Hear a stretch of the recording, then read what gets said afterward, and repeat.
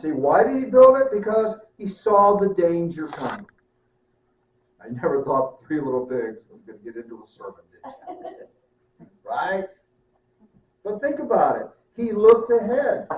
Can you imagine his brothers? I mean, I can picture the brothers. They've all done with their houses because, straw and sticks don't take that long, right? But here he is. He's working hard and he's, doing the brick work and all this sort of thing. And they're just going here, hey, and I see them sitting in chairs with a lemonade or whatever, sipping away, going, hey, you're doing great work. We're done. You're not. Whatever. But in the long run, what happened? The 2 brothers were living with the prudent brother. I imagine the other brother said, that doesn't look prudent. Whatever. We all know that life is going to bring us challenges, don't we? And we recover from economic downturns. There will always be some years, but eventually there'll be another one. It comes in cycles. We prepare for the future. Prudent people plan for it, and they make course corrections with that. They do something. If you're married and some type of challenge will stretch and strain your relationship at some point in time, you know that. My wife and I are coming up at number 37, and we've had a time or 2 of that. Or 100, But prudent people know that so that they don't take their marriages for granted. They work on them in good times so they know that there's more strength to weather the bad times. You look ahead, and eventually you'll breathe a sigh of relief. Just like the brick building pig. He was prudent, not like his simple brothers. I want to close out here with just 5 areas that we need to consider, that we need to monitor. The first that is our spiritual life. How is our relationship with God? How are we doing in that? Our next is our relational. Our relational. What is it who are the relationships that are important?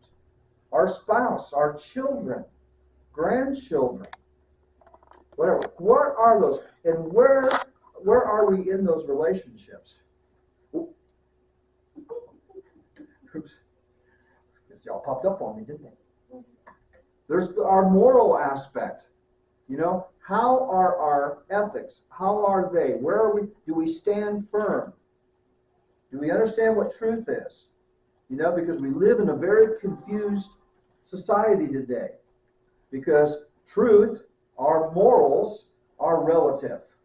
They're subjective. And what's good for you isn't necessarily good for me. That makes a lot of sense, right? How about the physical? What are the physical areas? Anybody want to lose some weight? Right? Anybody want to maybe eat more vegetables or whatever that might be? Look at these things. And then there's the financial side of things. How are we doing? Are we spending more than we're taking in?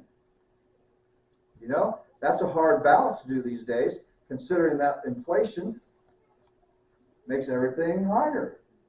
I'm glad I go to the store so I can go, look, rising prices. That's why my family doesn't like to go with me to the store, because I go around going, that's not on sale.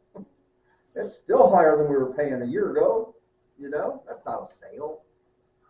Financial, and I think they're in the right order too. The most important being in the whole world is God. And the most important thing on earth is our relationships. Nobody ever gets to their deathbed wishing that they had more money. Haven't heard of it. Just doesn't happen.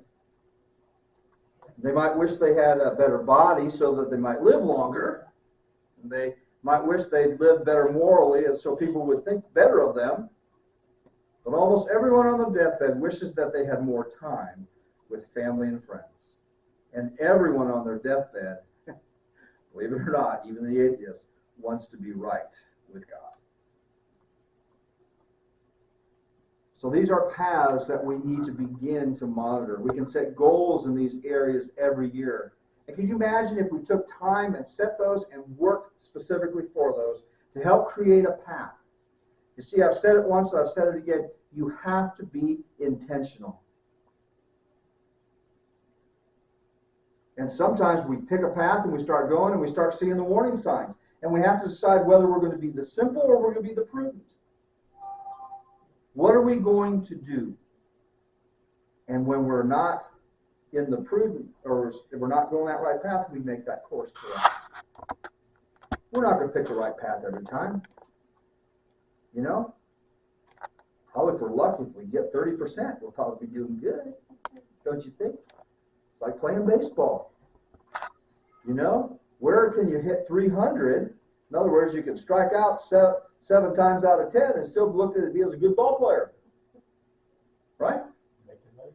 Making millions. Yeah. You know? I get kids that walk off, they're going, I said, what are you doing? You didn't look at the third strike. It was a good pitch. You had a good swing.